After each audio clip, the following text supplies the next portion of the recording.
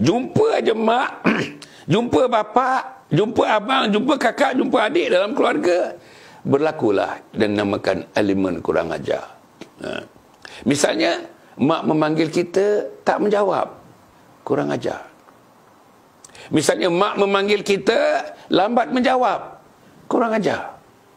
Misalnya mak memanggil kita, mak panggil kita, Hasan, ya, apa?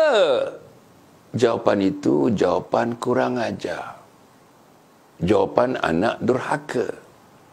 Jawapan anak yang mungkin di hadapannya nanti bila bertemu dengan Allah tertutup pintu syurga bagi dia.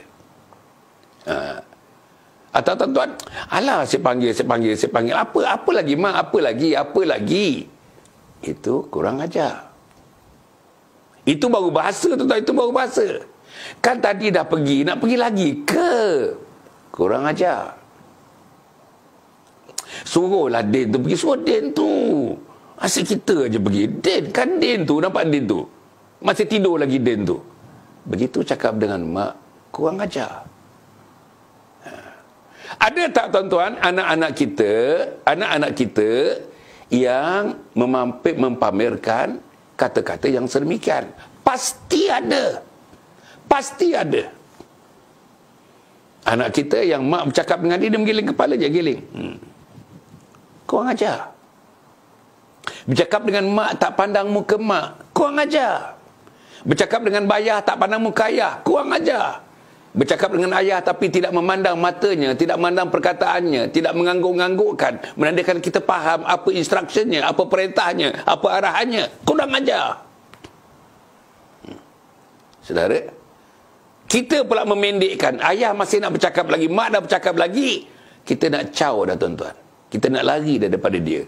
Kurang ajar. Besar lagi kurang ajarnya itu. Kita nampak menunjukkan memek muka yang kita tak reda dengan nasihatnya. Kurang ajar. Inilah yang berlaku hari-hari dalam hidup kita, tuan-tuan dan puan. Dan saya nak menyebutkan tuan-tuan tentang kurang ajar ni, anak-anak yang kurang ajar ni, tuan-tuan dan puan, dia ada 3 kategori. 3 jenis. Pertama, tuan-tuan dan puan, kurang ajar dari segi perkataan. Macam saya sebutkan tadi.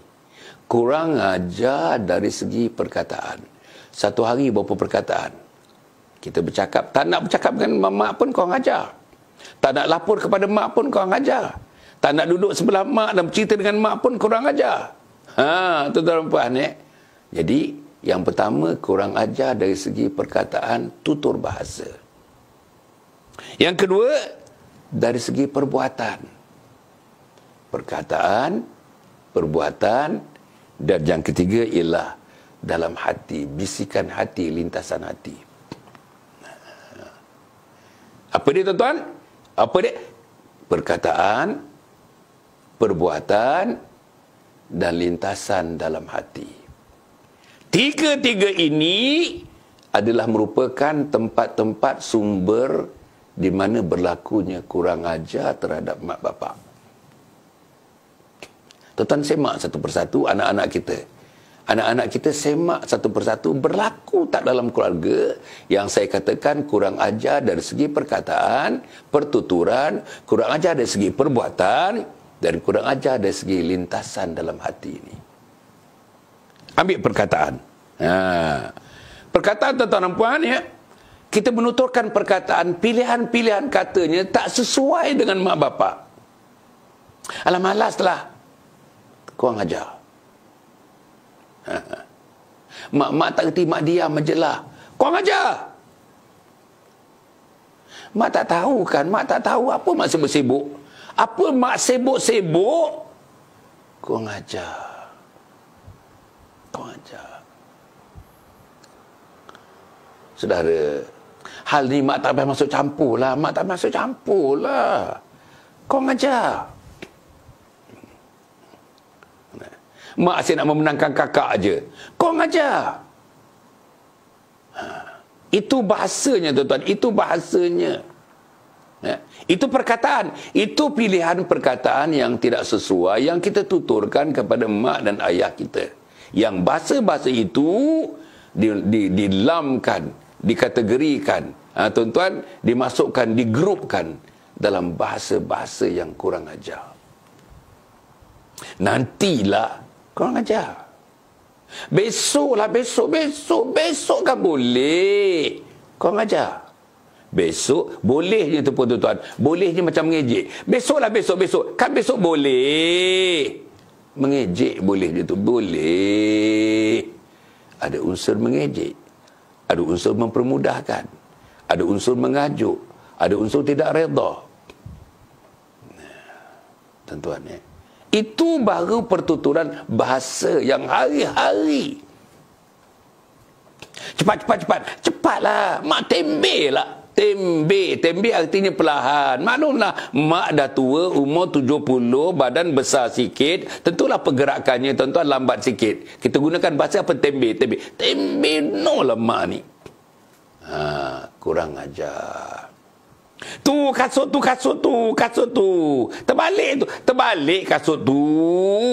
Dah berpuluh tahun pakai kasut pun mak tak reti juga. Kurang ajar tuan-tuan, kurang ajar tuan-tuan, kurang ajar. Ini saya bagi contoh-contoh.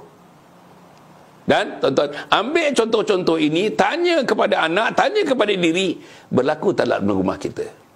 Kalau berlaku, kurang ajar tuan-tuan, kurang ajar. Budaya subculture kurang ajar. Ada dalam rumah kita. Berlegar dalam rumah kita. Okey. Nombor 2 dari segi bahasa ni, meninggi the tone of your voice, the tone ni tinggi rendah suara. Kunci kat sana tu, kat dapur tu, kat tepi, kat piring tu lah mak, kat piring tu lah tempat biasa tu. Kurang ajar. Yang pertama, perintahkan mak itu pun dah kurang ajar. Kenapa tak pergi ambil sendiri? Kenapa mesti suruh mak? Itu kurang ajar. Kenapa mesti susahkan mak? Itu kurang ajar. Kan mak ada kerja-kerja yang lain nak buat. Nak sediakan adik nak pergi sekolah, nak basuh baju, nak lipat baju, nak masak, ada yang mendidih, air masih panas lagi, nak buat air. Tapi kita suruh cari kunci pula pada mak. Kurang ajar. Saudara, itu tone suara. Tone suara kita, maknanya nada suara. Tak mau. Alah, tak nak lah. Kurang ajar. Is that the way how you tell no to your mother? Kurang ajar. Itu tone, itu bahasa suara. Kan? Okey. Tuan-tuan, nombor 3, bahasa-bahasa yang membentak. Mencela, mengumpat, mengkritik, menghina, mengungkit-ungkit. Itu semua kurang ajar. Kurang ajar tuan-tuan, itu kurang ajar. Itu dari segi bahasa, pertuturan, perkataan, ucapan, kalimat-kalimat yang keluar daripada mulut kita. Tiap-tiap satunya itu tuan-tuan, kalau dia menggores hati ibu bapa tuan-tuan dengar ya. Hadis Nabi Muhammad SAW menyebutkan, tangisan kedua ibu bapa termasuk kedurhakaan yang sangat besar. Tangisan ibu bapa oleh kerana perbuatan kita, kerana perkataan kita, kerana tingkah laku kita, kerana tidak hormatnya kita kepada dia, menyebabkan ibu dan ayah menitiskan air mata, itu satu kedurhakaan yang sangat besar di sisi Allah.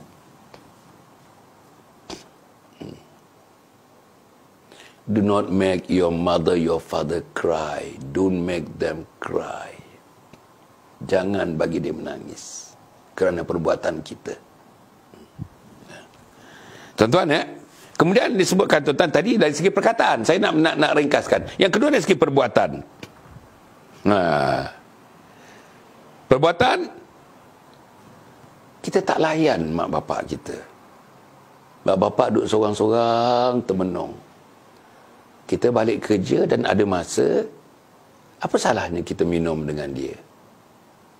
Tapi kita tak terpanggil pun, tak terlintas dalam kepala pun, kita balik kerja, nak rehat-rehat, nak minum-minum, air kopi dah disediakan. Isteri pula, tuan-tuan, sediakan air kopi, kita balik dengan goreng pisang untuk kita je. Ayah ada nun di sebelah tu, duduk menung-menung. Kenapa tak ada satu lagi cawan untuk ayah? Kenapa tak ada satu lagi dua kali ketul pisang untuk ayam, goreng pisang untuk ayam?